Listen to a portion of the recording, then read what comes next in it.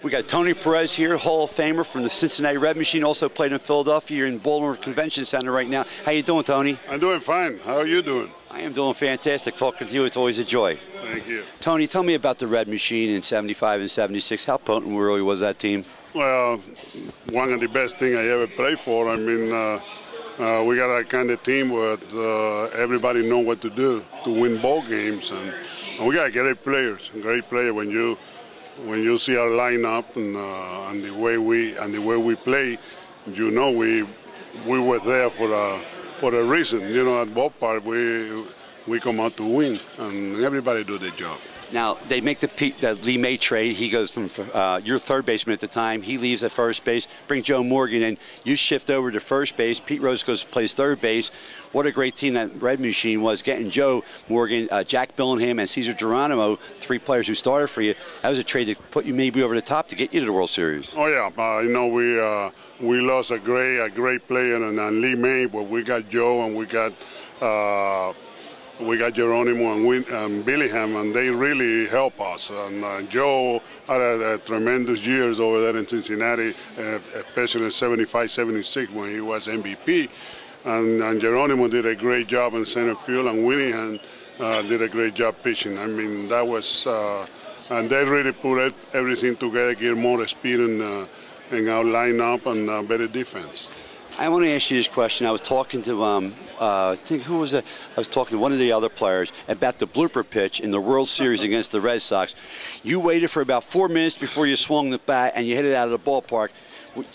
Were you thinking he's going to throw you that pitch? Yeah, I think he will be throwing it again because he threw it to me and I swing and it was a ball bounce and I swing and make a fool of myself. And I even laughed because it was funny, but I knew, I got it back in my mind, I knew he might throw it again, and he did it 2 more times. He threw it the second time, I took it, I watched the pitch, I watched what he did when he threw it, and then in the third time I was ready for it. You made him pay. Yeah, I made him pay. The third time's a charm. Okay, so now you're finished with the Red Machine, you win 2 championships from there. Here you come to Philadelphia. In '83 with the Wheeze Kids instead of the Whiz Kids. The Wheeze Kids, Joe Morgan's on that team. Pete has just left already. Mike Schmidt's playing third base.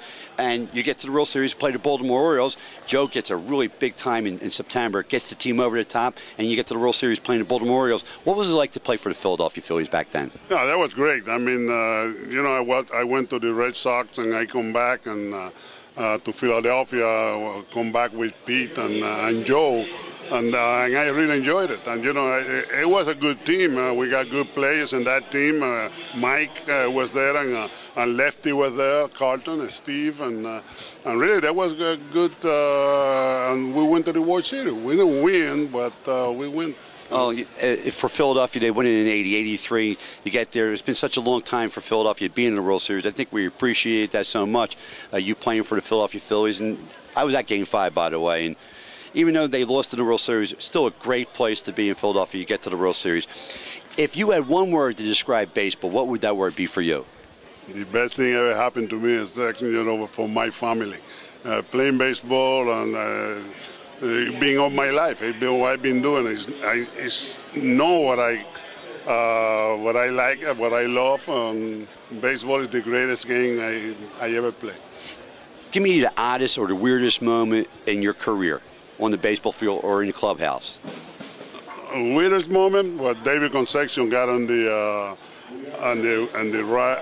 dryer in Chicago to get hot, and he got burned all over. You know, somebody turned the dryer off, and that was real weird. Well, Tony, coming down here to see you again, smiling, you're looking fantastic, by the way. You look like you still can put that uniform in play. Do you miss playing baseball, Tony? No, not anymore. I retired a long time ago, but I still in baseball. I still working in baseball, and I never leave the field. I've been in every spring training since 1960, and that's good for me. Hall of Fame, now you're in the Hall of Fame. How special was that moment for you, Tony? Well, when I got that call and they told me I wasn't in, that was something special. I even surprised. They surprised me because I waited 9 years for, and when I got the call, my first word coming out my mouth was, "Are you sure?" Well, for me to tell you this, you, without a doubt, were the best clutch Cincinnati Red hitter that they had back with the Red Machine. You came up with more big hits. You hit the home run in the World Series, got them over the top, won the World Series for them. So clutch hitting 379 lifetime home runs. You deserve to be in the Hall of Fame. And so nice to give you this interview. I thank you, Tony, so much, and God bless you. I love your smile. You never stop smiling, and it's just so nice to have you here, Tony. Thank you. Thank you very much. Thank you for the interview. I appreciate it.